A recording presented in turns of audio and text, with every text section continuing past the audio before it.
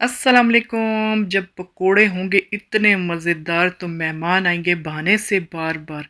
आज मैं आपके लिए लाई हूँ पकोड़ों की इतनी मज़ेदार रेसिपी। आपने पकोड़े तो कई तरह से खाए होंगे लेकिन एक दफ़ा आप इस तरीके से ट्राई करें, यकीन माने जो भी खाएगा तारीफ़ ज़रूर करेगा। बहुत ही मज़ेदार बनते हैं। तो रेसिपी आपने पूरी देखनी है और पसंद आए तो लाइक करना, और अगर मेरे चैनल पर नए हैं तो फाइनली सब्सक्राइब ज़रूर करना। तो चलें शुरू करते हैं। ये देखें, इस तरह के दरमियाने साइज़ के हम आलू लेंगे। जितना आपको पकोड़े बनाने हैं आप उतने ही आलू लें। मैं 4 अदद आलू लूँगी और इस तरह पिलर से इनको अगर आप काटेंगे तो बहुत आसानी से इस तरह स्लाइस में हम इनको काट लेंगे, और छुरी से थोड़ा मुश्किल होता है, और अगर पिलर से इस तरह करेंगे तो जल्दी जल्दी भी हो जाता है और आसानी से भी हो जाता है। पानी डालेंगे और इनको अच्छे से धोना है ताकि इनका स्टार्च सारा निकल जाए। ये देखें, एक दो पानी से इनको अच्छे से धोना है। ये देखें, इस तरह इनका स्टार्च निकल जाता है और ये जब पकाते हैं तो क्रिस्पी हो जाते हैं। अब यहाँ पे अच्छे से निचोड़ के इनको खुश्क करना है और इसमें एक बड़े साइज़ का प्याज इस तरह स्लाइस में डालेंगे। अगर आपको प्याज पसंद है तो आप डाल दीजिएगा, वरना कोई मसला नहीं है, ऐसे ही मज़ेदार बन सकते हैं। अब इसमें 1 कप बेसन डालेंगे और हाफ़ चम्मच इसमें हल्दी डालेंगे। सुर्ख मिर्च डालेंगे, अपने हिसाब से डालना। मैं इसमें 2 चम्मच डाल रही हूँ। आपको जितना स्पाइसी रखना है आप उतना डाल सकते हैं। 1 चम्मच ज़ीरा पाउडर डालेंगे और 1 चम्मच धनिया कुटा हुआ डालेंगे इसमें, और थोड़ी-सी इसमें कुटी हुई मिर्च डालेंगे। आपको स्पाइसी रखना है तो आप डाल सकते हैं ज़्यादा भी। नमक डालेंगे इसमें, अपने हिसाब से रखना है। अब हम पहले इसको मिक्स करेंगे। इसमें जो मॉइस्चराइज़र होता है वो ये सारा जज़ब कर जाएगा। पहले हम इसको अच्छे से जो 1 कप बेसन डाला था मिक्स करेंगे।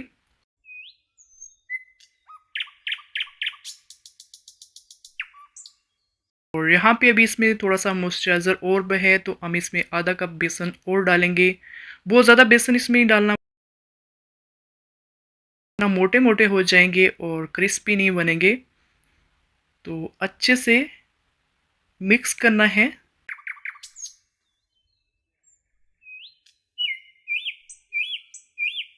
1 चम्मच इसमें अजवाइन डालेंगे, ज़रूर डालिएगा, इससे बहुत अच्छा जायका आता है पकौड़ों में। अगर आप चाहें तो इसको 1 घंटा रख सकते हैं, लेकिन आप इसको बनाते साथ ही इनको तल लें तो ज़्यादा अच्छा है। जब तेल गर्म हो जाता है तो इसमें डालते हैं, और सही तेल गर्म होना चाहिए तो इसमें डालना। फिर दरमियानी आंच पे इसको पकने देना है। 3-4 मिनट बाद ये क्रिस्पी हो जाएंगे। इनको पलटना है ताकि ये दोनों साइड से अच्छे से पक जाए। बिल्कुल क्रिस्पी होने तक इनको पकाना है। ये देखें, माशाल्लाह इतने क्रिस्पी हैं।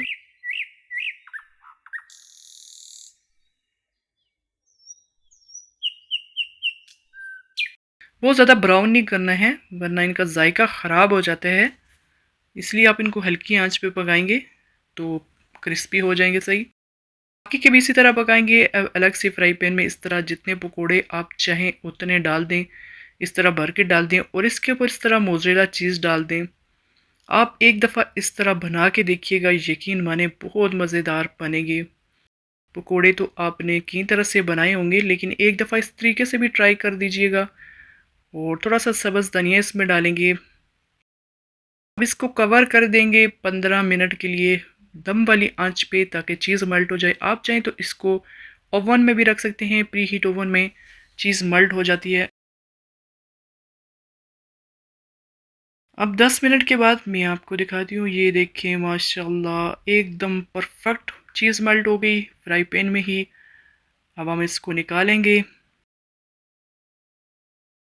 ये देखिए, है ना मज़ेदार। आप एक दफ़ा खा के देखिएगा, यकीन माने बहुत मज़ेदार हैं ये। तो इस तरह की रेसिपी आप मेहमानों के सामने ज़रूर बनाइएगा, यकीन माने सब तारीफ़ करेंगे, और जब उनके सामने रखेंगे तो वो हैरान हो जाएंगे कि इतना मज़ेदार पकोड़े हमने पहले क्यों नहीं खाए।